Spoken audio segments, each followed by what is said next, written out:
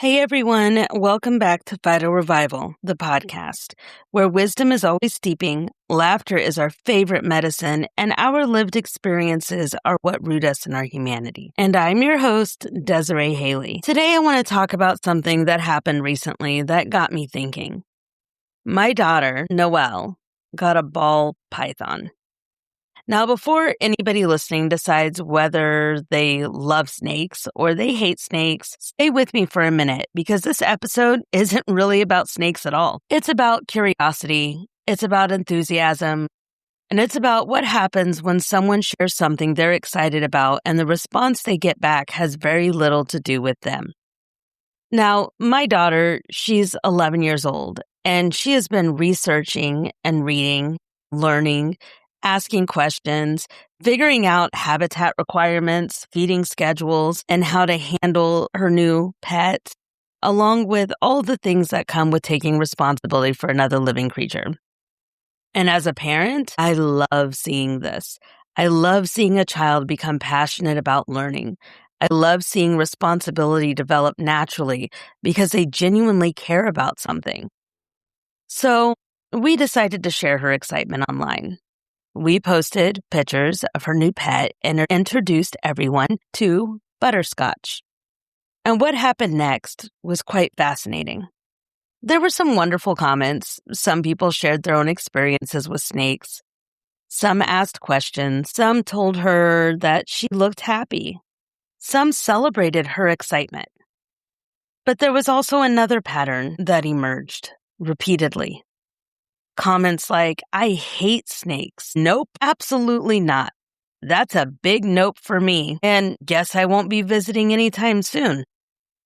As I sat with those comments, I realized something important. I don't think most of these people were trying to be hurtful. I don't think they were trying to shame my daughter. Most were just simply sharing their honest reaction. And honestly, I've done the same thing. This isn't one of those podcasts where I pretend I have everything figured out and that everyone else needs to catch up. I've absolutely fallen into this trap myself. I grew up in the same culture that everyone else did. A culture that teaches us to immediately evaluate things. Do I like it? Do I dislike it? Would I do that? Would I ever do that? Somewhere along the way, many of us learned that the quickest way to participate in a conversation is to announce our opinion. But the more I thought about it, the more I realized the problem wasn't cruelty. The problem was attention. Noel was saying, look at this fascinating thing I am learning about. And many of the responses became, let me tell you how I feel about it. Those are two completely different conversations. And I think we confuse them all the time. Someone shares a hobby. We explain why we wouldn't do that hobby. Someone talks about a food they love. We explain why we hate it. Someone shares a dream. We explain why it probably won't work. Someone gets excited about a project. We explain why it wouldn't interest us. Without realizing it, we shift the spotlight away from their experience and back onto ourselves. And I don't think we do it because we're selfish. I think we do it because it's become normal. But normal doesn't mean that it's helpful. I've experienced this from another direction too. Throughout my life, I've been told I'm too ambitious, that I have too many irons in the fire, too many pots on the stove, too many projects, too many ideas, and honestly, they're probably right about the number of ideas. My brain moves fast. Ideas connect to other ideas. One possibility becomes 3, then 10, then 20. I don't experience that as chaos. I experience it as creativity.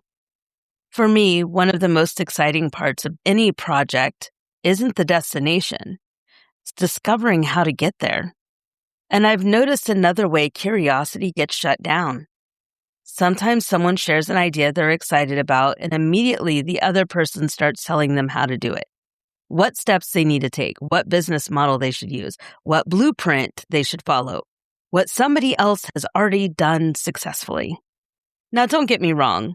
Sometimes advice is very valuable. Sometimes people genuinely ask for guidance. But sometimes they aren't asking for directions. They're sharing a spark. They're saying, look at what I'm imagining. And before they've even had a chance to explore it, someone else starts redesigning it. The dream stops being theirs. The project stops being theirs. The curiosity gets replaced with someone else's roadmap. For me, that's just one of the quickest ways to take the joy out of creating. Because the creative process is part of the adventure. The experimenting, the mistakes, the unexpected turns, the discoveries no one could have predicted. I don't always want a blueprint. Sometimes I want room to explore. Sometimes what I need isn't advice. It's curiosity. Ask me why I'm excited. Ask me what I see. Ask me where that idea came from. Ask me what I'm hoping to create. You might discover I'm capable of something you never expected. And I might discover it too. Because every person has gifts that don't merge when they're forced to follow someone else's path. They emerge when they're given enough room to discover it on their own. Imagine a child proudly bringing home a drawing that they worked hard on, and they hold it up and say, "Look what I made." And your response is, "I don't really like the color blue." Now, you've shared your opinion, but you've completely missed the point. The conversation wasn't about your favorite color. It was about their excitement, their effort, their creativity. The same thing happens with curiosity. Children are naturally curious. They collect rocks, catch bugs, dig holes, ask endless questions, become fascinated with things like dinosaurs, insects, reptiles, weather, stars, mushrooms, trains, and countless other things. They don't care if something is popular. They care if they find it interesting. And I think that one of the most beautiful qualities humans possess is just that. It's being curious and exploring. Curiosity is how we learn, it's how we grow, and it's how discoveries are made. But curiosity is also fragile. When curiosity repeatedly meets dismissal, judgment, or ridicule, people stop sharing. Not because they stopped being curious, but because they learned curiosity wasn't safe. And when that happens long enough, people start shrinking themselves. They stop raising their hand. They stop sharing ideas. They stop asking questions. They stop revealing the parts of themselves that make them unique. The tragedy is that we don't realize what we're losing because every person has different gifts, different passions, and different ways of seeing the world. One of the things plants have taught me is that diversity creates resilience. If you're walking through a healthy, thriving forest, you will notice that not every plant looks the same, not every plant grows the same, and not every plant serves the same purpose. Some thrive in shade, some need full sun, some become food, some become medicine, some attract pollinators, some enrich the soil. Nature doesn't thrive because everything is identical. Nature thrives because of diversity. Human beings are much like this. Some people love reptiles, some love sports, some love books, some love music, some love engines, some love herbs. Some love things that I'll never fully understand. And that's okay. The goal isn't to make everyone interested in the same things. The goal is to remain curious about what makes another person come alive. Because when we shame curiosity, we don't just reject an interest. We reject a piece of the person sharing it. Now, my daughter, Noel, wasn't asking anyone to love snakes.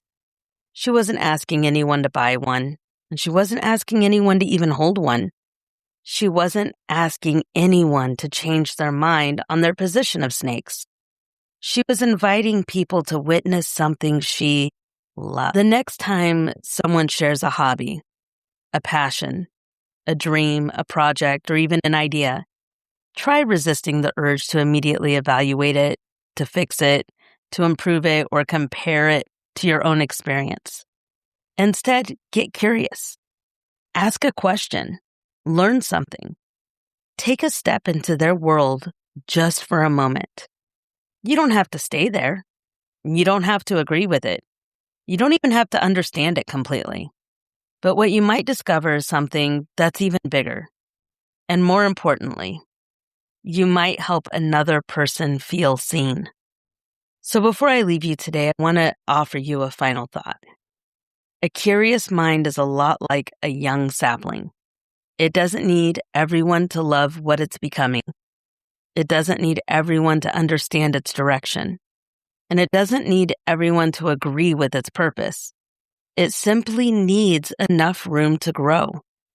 So, until the next podcast, I want you to ask yourself this. When someone shares with you what they love, do they leave the conversation feeling more seen or more judged? And what kind of world would we create if we chose to be a little bit more curious a lot more often?